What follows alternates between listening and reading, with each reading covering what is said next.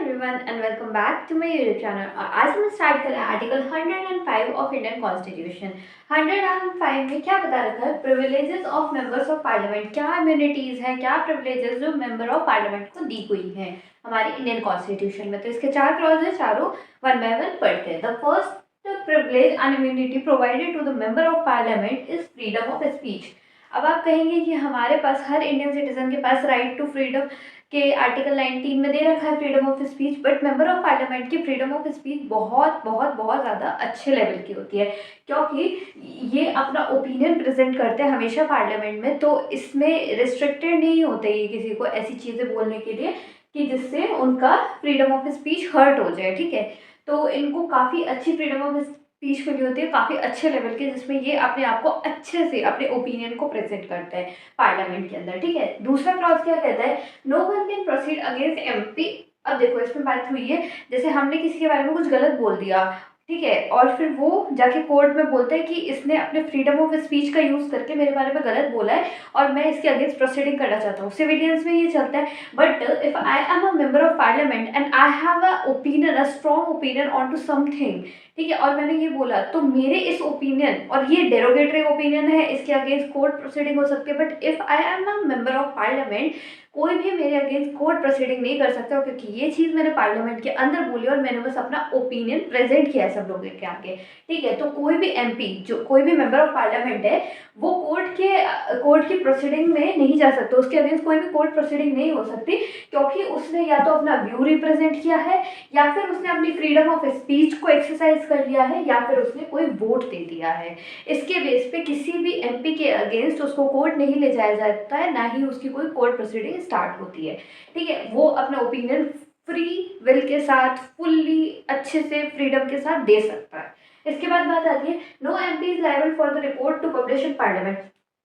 कोई भी member of parliament होता है वो लायबल नहीं होता, कोई भी रिपोर्ट पब्लिश होती है पार्लियामेंट के अंदर, ठीक है। क्लॉज 3 में क्या दे रखा है वो देखते हैं। Parliament has power to increase and decrease the power of member of parliament. अब देखो, प्रिविलेज, इम्यूनिटी, पावर्स, तीनों चीज मिली हुई है मेंबर ऑफ पार्लियामेंट को, और बहुत तरह तरह से मिली हुई है, ठीक है। अब पार्लियामेंट के पास ही पावर है कि वो इनकी प्रिविलेज को, इनकी इम्यूनिटी को, इनकी पावर को या तो इंक्रीज कर दे या फिर उसको डिक्रीज कर दे, ठीक है। पार्लियामेंट किसके पास पावर है? पार्लियामेंट खुद के पास पावर है, ठीक है। Oh sorry, this one parliament, okay. And in the fourth clause इसमें क्या बताया जाता है कि the immunities and privilege is also for people who are not in part of parliament.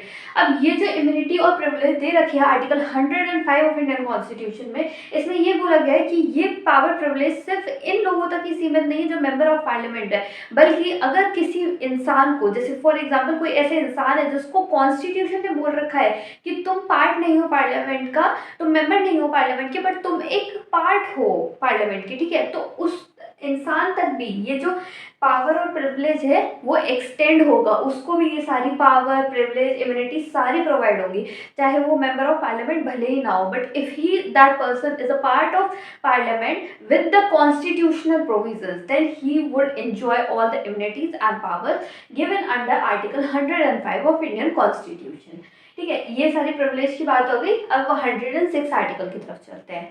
Now we are reading Article 106, जिसमें बताया रखा है salary and allowances of member of parliament. क्या क्या सैलरी, अलाउंसेस, क्या क्या चीज़ें रहती है वो सब देखेंगे। तो जो फर्स्ट थिंग है उसमें क्या बोला गया है? Member of parliament of either house shall be entitled to receive salary and allowances.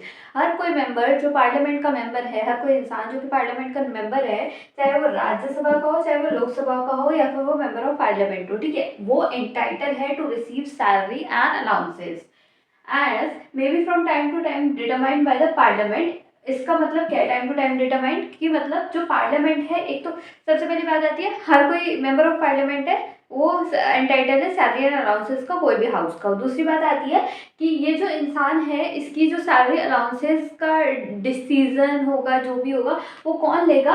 Parliament लेगा, ठीक है। इसके बाद बात आती है कि ये जो सैलरी एंड अलाउंसेस का क्राइटेरिया है, ये कौन फिक्स करेगा? पार्लियामेंट करेगा, प्लस में इसके नए प्रोविजंस भी पार्लियामेंट ही लेके आएगा, ठीक है। तो सारे सैलरी एंड अलाउंसेस पार्लियामेंट का काम जाएगा, ठीक है, मोस्ट ऑफ द थिंग। इसके बाद बात आती है till when the law is not updated और parliament hasn't decided MP receives MP salary और allowances given to number of constituent assembly. देखो इसमें ये बात आई है कि अगर या तो पार्लियामेंट ने उस सैलरी एंड अलाउंसेस की चीज़ को अपडेट नहीं किया है या फिर उससे रिलेटेड कोई लॉ नहीं प्रेजेंट किया गया है, तो ये जो मेंबर ऑफ पार्लियामेंट है इनको सैलरी एंड अलाउंसेस किस बेस पे मिलेगी? इनको वो वाली सैलरी एंड अलाउंसेस मिलेंगी जो कि मेंबर ऑफ कॉन्स्टिट्यूएंट असेंबली को मिलते थे पहले। कॉन्स्टिट्यूएंट असेंबली क्या थी? जब हमने पहले पिछली वाली वीडियोस में पढ़ा था जिसमें बताया गया था कॉन्स्टिट्यूएंट असेंबली कॉन्स्टिट्यूशन को फ्रेम कर रही थी। तो ये जो जितने भी लोग थे कॉन्स्टिट्यूएंट असेंबली के, इनको जो सैलरी एंड अलाउंसेस मिल रहे थे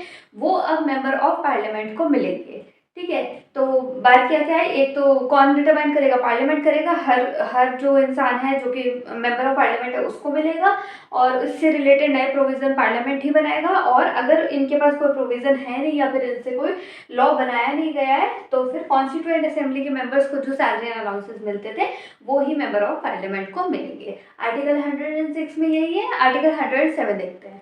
now we are reading article 107 और इसमें बताया गया है कि बिल कैसे प्रेजेंट होता है, कौन सा बिल कब प्रेजेंट हो सकता है और कौन सा बिल किस हाउस में प्रेजेंट होगा। तो एक वन बाय वन इसको देखते हैं। ठीक है, तो जो पहली चीज़ है इसमें क्या बोला गया है? Bill can be introduce in either house of parliament. कोई भी बिल है वो या तो राज्यसभा में या फिर लोकसभा में। It's not mandatory to present a bill only in Rajya Sabha and it's not also mandatory to propose a bill in Lok Sabha. ठीक है, तो किसी भी हाउस में प्रेजेंट हो सकता है, बिल इंट्रोड्यूस कर सकते हैं। ठीक है, तो ईदर हाउस हो गया। इसके बाद बात आती है except the money bill and other financial bills. कोई भी मनी बिल या फाइनेंशियल बिल्स हमेशा लोकसभा में ही प्रेजेंट होंगे क्योंकि वो लोकसभा के अंडर आते हैं। कभी भी राज्यसभा में कोई भी मनी बिल या फाइनेंशियल बिल प्रेजेंट नहीं होगा। इसके बाद बात आती है bill shall not be deemed to pass until Lok Sabha and Rajya Sabha shall pass it with majority. कोई भी बिल कंप्लीट लॉ नहीं बनेगा या फिर उसको पास नहीं माना जाएगा जब तक उसको लोकसभा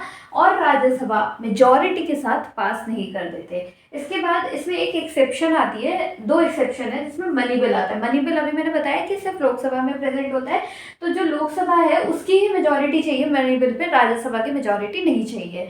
ऑल्दो मनी बिल जब जाता है, जब हम ब्रॉडर कॉन्टेक्स्ट में पढ़ेंगे मनी बिल के बारे में, तो राज्यसभा में भी मनी बिल जाएगा बट उसमें उसकी मेजॉरिटी से पास होना जरूरत नहीं होती। ठीक है, अभी छोटा सा देख लेते हैं हम इसको। फिर इसके बाद बात आती है ज्वाइंट सिटिंग की। अगर ज्वाइंट सिटिंग में कोई बिल पास हो गया जिसमें लोकसभा और राज्यसभा दोनों की मेजॉरिटी मिल गई तो भी एक बिल पास हो जाएगा। इसके बाद बात आती है थर्ड क्लॉज की। इसमें क्या बोला गया? अब bill pending shall not be deem lapse by the reason of prorogation of houses. अगर कोई भी ऐसा हाउस है जैसे जो प्रोरोगेट हो गया, प्रोरोगेट मतलब उसका सेशन खत्म हो गया। ठीक है, तो इस हाउस का अगर सेशन खत्म हो गया तो ये जो बिल है ये लैप्स नहीं हो जाएगा, ये बिल अगले सेशन में वापस से इसके बारे में डिस्कस किया जाएगा, इसके बारे में बातें की जाएगी और अगर वो सही लगता है तो वो मेजॉरिटी से पास होकर लॉ भी बन सकता है। ठीक है, तो कोई भी जो बिल है वो प्रोरोगेशन से लैप्स नहीं होगा। दूसरी बात आती है कि जो सारे बिल है वो लोकसभा और राज्यसभा दोनों से पास होने चाहिए। एक्सेप्शन में हमारा मनी बिल आ गया और ज्वाइंट सिटिंग आ गई लोकसभा राज्यसभा के। इसके बाद फर्स्ट में क्या पढ़ा था कि किसी भी हाउस में जो बिल्स हैं वो प्रेजेंट हो सकता है इधर राज्यसभा और लोकसभा। प्लस में इसमें भी एक एक्सेप्शन है कि मनी बिल सिर्फ लोकसभा में होगा। एंड ये दैट्स ऑल फॉर आर्टिकल 107। अब 108 की तरफ मूव ऑन करते हैं।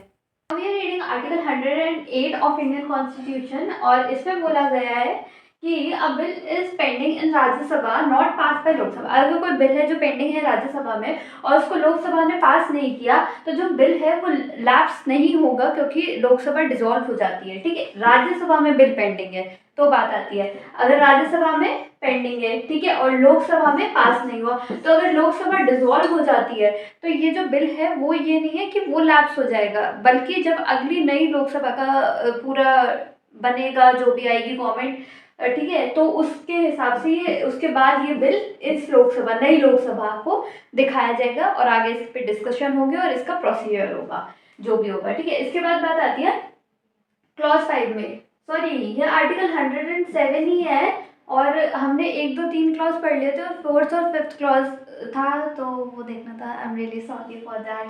ठीक है, लास्ट फिफ्थ क्लॉज में इसमें क्या बात की गई है? Bill pending in Lok Sabha and Lok Sabha dissolves. देखो कोई बिल है जो पिछली बारे में राज्यसभा में था बिल पेंडिंग, अब की बारे में कौन है, लोकसभा में पेंडिंग है ये बिल, ठीक है, और लोकसभा क्या हो जाती है, डिसॉल्व हो जाती है, तो ये जो बिल है वो भी लैप्स कर जाएगा।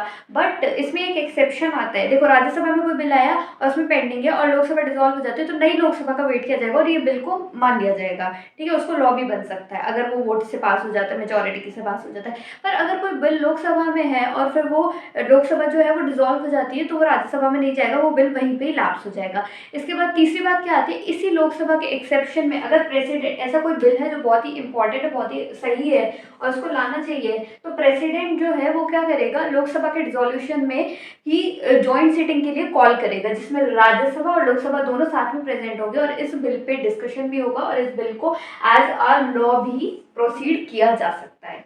ठीक है, आर्टिकल 107 कंप्लीट हो जाता है यहाँ पे। अब 108 की तरफ चलते हैं।